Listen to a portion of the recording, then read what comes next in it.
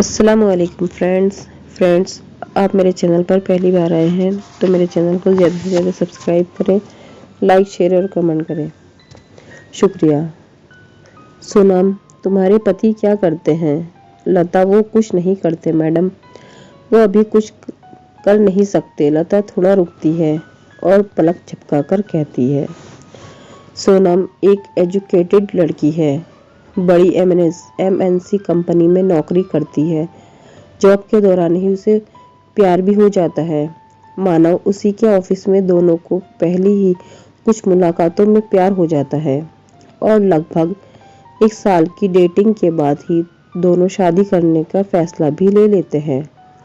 शादी के परिवार को इस शादी से कोई परेशानी नहीं थी। दोनों अच्छा कमाते और अच्छी नौकरी करते हैं और एक ही शहर में भी हैं। सोनम और मानव की शादी हो जाती है। दोनों बड़े शहर के अच्छे फ्लैट में अपनी जिंदगी की शुरुआत करते हैं। काम करने के लिए उन्होंने एक नौकरानी रखी, लता करीब 38 साल की। सोनम ने उसे काम पर रखते हुए अच्छी तरह से सारे रूल्स बता दिए थे। साथ ही उसे यह भी कहा कि अगर वो यहाँ रहना भी चाहे तो रह सकती है। लेकिन लता ने बोला कि नहीं, उसका घर पास ही है, वो वहीं जाएगी और सुबह जल्दी वापस आ जाएगी। लता घर का सारा काम अच्छे से करती, अच्छी तरह से खाना बनाती और साफ सफाई भी करती। इसके काम में कोई भी कंप्लेन नहीं थी। शादी के करीब 7 महीने बाद ही सोनम और मानव के बीच झगड़े होने शुरू हो गए।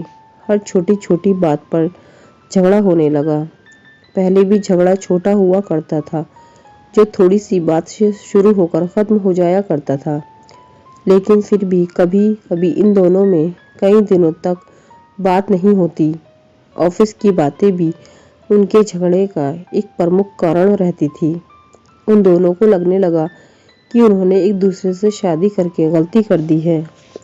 ऑफिस की एक मीटिंग के दौरान ही बॉस के साथ उसमें मानव ने सोनम की बात के बाद अपनी बात रखी, जो बॉस को ज्यादा पसंद आई।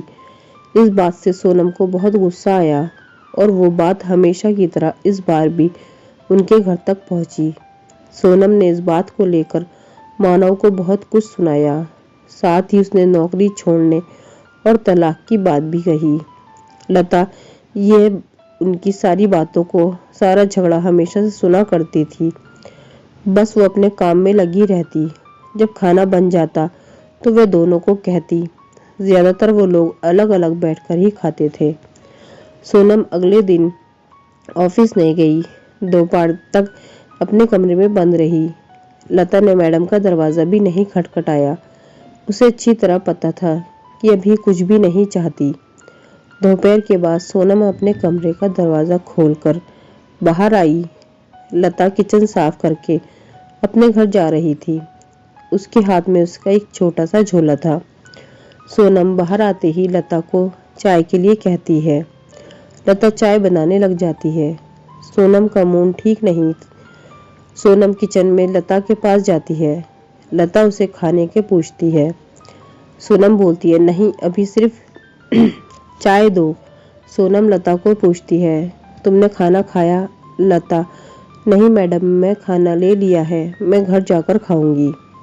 लता थोड़ी देर रुककर फिर कहती है, मैडम एक ही खाना ले जाती हूँ, सिर्फ मेरा बांधकर ज्यादा नहीं ले जाती, आप देख सकती हैं। इतना कहकर लता अपना झोला खोलकर दिखाने लगती है। सोनम, अरे कोई ज़रूरत नहीं है, ठीक है। लता फिर मैडम को चाय देती है। लता को थोड़ा सा डरा हुआ और झिझका हुआ देखकर सोनम उससे और बात करती है। सोनम, अच्छा लता, तुम कहाँ रहती हो? मैडम, यहीं थोड़ी दूर पर ही मेरा घर है। सोनम, तुम्हारे पति क्या करते हैं? लता, वो कुछ नहीं करते मैडम, वो अभी कुछ कर नहीं सकते। लता थोड़ा रुकती है और पलक झपकाकर कहती है, उनको लकवा आया है, उनका बायां शरीर काम नहीं करता, ठीक से बोल भी नहीं पाते। सोनम बोलती है, अरे तुमने कभी बताया नहीं कि घर, दवाई, ये सब तुम ही संभालती हो। लता, हाँ मैडम, 2 बच्चों की पढ़ाई छोटे स्कूल में है, लेकिन मैं चाहती हूँ कि वो पढ़ाई करे। हमेशा से मेरी उनके खाने के बाद खाने की आदत है, इसलिए पहले उनको खिलाऊंगी, फिर मैं खाती हूँ। इसलिए सुबह शाम का खाना ले जाती हूँ। सोनम लता की बातें सुनकर हैरान रह जाती है। उसे पता नहीं था कि लता इतनी साहसी है और कभी भी उसने अपने चेहरे का ये काम से लगने नहीं दिया। लता फिर कहती है, मैडम मैं आपसे कुछ कहना चाहती हूँ, आप बुरा ना मानो।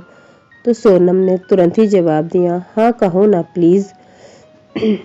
मैडम, अभी हमारे पास जो होता है हमें उसकी कद्र नहीं होती। समय कैसे बदल जाता है पता भी नहीं चलता। अब मैं सिर्फ चाहती हूँ कि मेरे पति ठीक हो जाए। अभी तक मेहनत में से कुछ मुझे परेशानी नहीं है, लेकिन अभी मेरी सिर्फ एक ही इच्छा है कि बस वो ठीक हो जाए। मुझे से वे फिर वैसे ही बात करे, वैसे ही मेरे पैरों पर ठीक से चल सके, बच्चों को गले लगा सके, बाकी कुछ भी नहीं चाहिए। लता अपनी बात ठीक से समझा नहीं पा रही थी, लेकिन सोनम समझ रही थी कि वो क्या कहना चाहती है। उसकी बातों को सुनकर सोनम को रोना आ गया। उसने लता का हाथ पकड़ा और कहा कि कभी भी तुम्हें लगे कि कुछ जरूरत है तो बेझिझक मुझसे बोलना। लता ने हाँ में सर हिलाया। कभी कभी जो बड़े बड़े लोग हमें नहीं सिखा सकते वो जिंदगी सिखा देती है। सोनम की आंखों पर लगा पर्दा जैसे हट गया। उसे समझ आया कि उसके पास भगवान के दिया बहुत कुछ है। पल भर में ही जैसे उसकी सारी नाराजगी, गुस्सा ना जाने कहाँ चला गया। जिस पति का वो मुंह भी नहीं देखना चाहती थी, अब उसके आने का इंतजार करने लगी। शाम जैसे तैसे आई। दरवाजे पर जैसे ही बेल बजी, वो दौड़कर गई और दरवाजा खोला। सामने मानव को देखकर रोते हुए उसके गले लग गई और बोली, सॉरी। मानव को कुछ समझ नहीं आया, लेकिन उसने भी सोनम को सॉरी बोला। फ्रेंड्स, आपको कहानी अच्छी लगी है तो मेरे चैनल को सब्सक्राइब करें, लाइक शेयर और कमेंट करें। शुक्रिया। अल्लाह हाफिज़।